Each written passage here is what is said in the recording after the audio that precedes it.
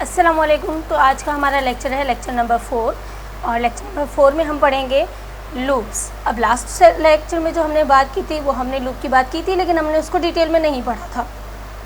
तो basically loop क्या होता है? लूप हमारी किसी भी चीज़ को रिपीट करना होता है, अनलिमिटेड रिपीट, यानी जितना आप चाहो, या आप अनलिमिटेड रिपीट भी कर सकते हो या आप लिमिटेड रिपीट भी कर सकते हो, इट्स अप टू यू।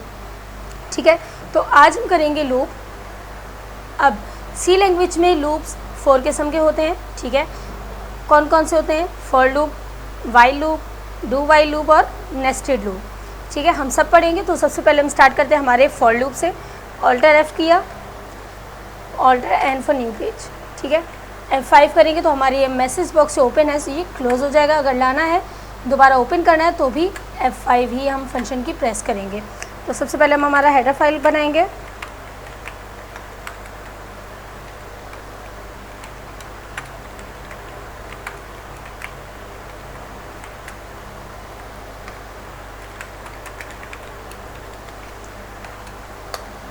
तो अब हम क्या करते हैं, सबसे पहले हमने हमारा जो है वो हेडर फाइल बनाया। हेडर फाइल बनाने के बाद हमने हमारी वॉइड मेन बनाई, मींस ब्लैंक डॉक्यूमेंट। अब हम ब्लैंक डॉक्यूमेंट भी काम करेंगे।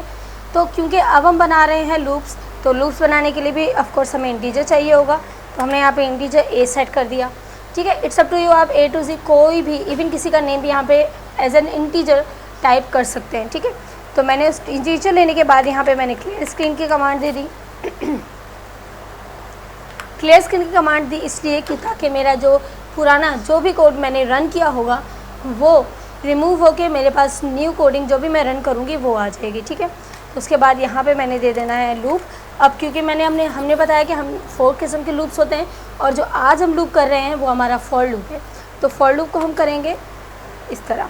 सबसे पहले हमने कि जो इंटीजर दिया है उस पर लूप देना होता है, तो हमने ए सेट कर दिया कि ए कितने बराबर है, यानी ए का लूप कहाँ से स्टार्ट हो। तो हमने कहा ए का लूप 1 से स्टार्ट हो। 1 से कहाँ तक? मैंने बताया कि 1 से 20 तक। अब ये मैंने 1 से 20 तक लिखा है, डजंट मीन कि मैं यहाँ पे कोई भी नंबर प्रिंट करवा रही हूँ। अब प्रिंटफ में जो भी मैं दूंगी, चाहे वो टेक्स्ट हो या नंबर, ये उसी को रिपीट करेगा 1 to 20 टाइम्स। ठीक है, अब मैंने यहाँ पे ए दिया less than is equal to a plus plus. अब ए प्लस प्लस यहाँ पर क्यों किया मैंने? ए प्लस प्लस किया मीन्स कि मेरी लूप को जो है वो कंट्रोल करेगा, यानी जहाँ तक मैंने दिया है 1 to 20, तो मेरा लूप भी जो है वो 1 to 20 तक ही आएगा, ना उससे ज़्यादा ना उससे कम। ठीक है, उसके बाद मैंने यहाँ पे न्यू ब्रैकेट ओपन किया। अब मैंने यहाँ पे प्रिंट एफ की कमांड देनी है। अब 1 to 20 मैंने दिया कि प्रिंट करूँ, लेकिन क्या प्रिंट करूँ मैंने इसको ये नहीं बताया, तो मैंने इसको बोल दिया पाकिस्तान।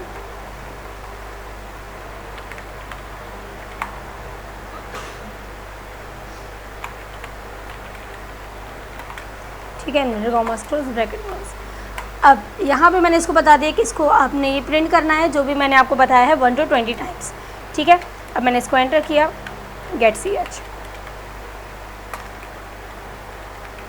अब यहाँ पे देखें, अगर मैंने यहाँ पे /n नहीं लगाया, तो अगर मैं यहाँ पे /n नहीं लगाती तो मेरा जो रिज़ल्ट है वो किस तरह आएगा देखते हैं। सबसे पहले हम F2 करके इसको सेव करते हैं। ठीक है, ऑल्टर F9 करके देखते हैं तो कोई एरर नहीं है। तो अब हम कंट्रोल F9 करके देखेंगे तो मेरे पास स्टाइल ऑर्गेनाइजेशन कुछ इस तरह लिखा हुआ आ रहा है। लेकिन अगर मैं यहाँ पे /n बैकस्पेस के नीचे होता है हमारे पास, ठीक है, तो अगर मैं यहाँ पे /n यूज़ करती हूँ तो मेरा रिज़ल्ट किस तरह आता है F9 करके, तो यहाँ पे मेरा जो रिज़ल्ट है वो कुछ इस तरह आएगा। ठीक है, तो मैंने 1 to 20 टाइम्स इसको प्रिंट करवाया था, तो अब अगर मैं चाहूँ तो इसको 1 to 10 टाइम्स या 5 टाइम्स भी प्रिंट करवाऊँगी तो ये जो है वो मेरा प्रिंट हो जाएगा।